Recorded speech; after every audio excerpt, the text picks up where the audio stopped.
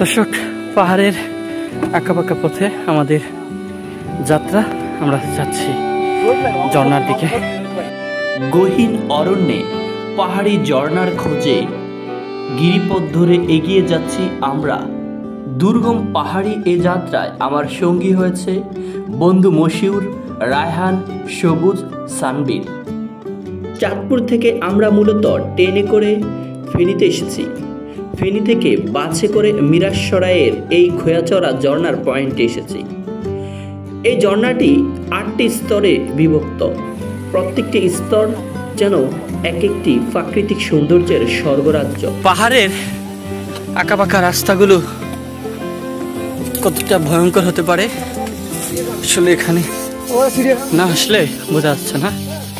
আমরা উপরে উঠছি, পরবর্তীতে যে ঝর্ণাটি রয়েছে সেটি দেখার জন্য যাচ্ছি।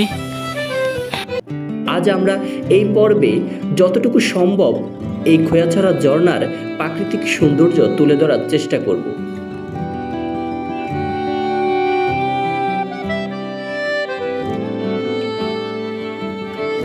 খোয়াছড়া ঝর্ণার অপরূপ প্রাকৃতিক সৌন্দর্য দেখতে মূলত অক্টোবর এবং নভেম্বরে যেতে হয়।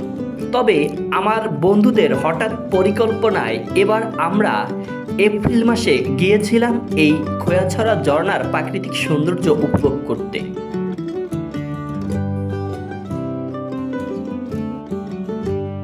যদিও ঝর্ণাগুলোতে পর্যাপ্ত পরিমাণ পানি ছিল না, তবে পাহাড়ি সৌন্দর্য আমাদেরকে মুগ্ধ করেছে।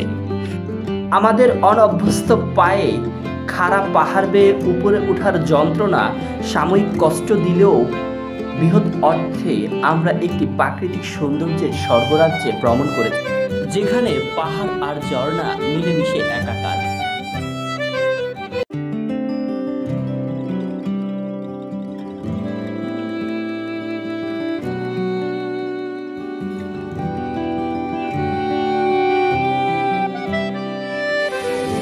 পাহাড়ে কঠিন পথ পাড়ি দিয়ে অবশেষে আমরা একটি ঝর্ণার দেখা পেলাম।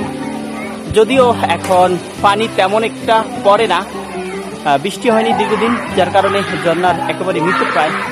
তবুও যতটুকু পানি পড়ে ততটুকু পানিতেই আগত দর্শনার্থীরা যতটুকু সম্ভব এনজয় করার চেষ্টা করছে। দর্শক, প্রকৃতি কত অপরূপ, কত সুন্দর এবং কত ভয়ঙ্কর, আপনি এই পাহাড়ি জনপথে না আসলে অনুভব করতে পারবেন।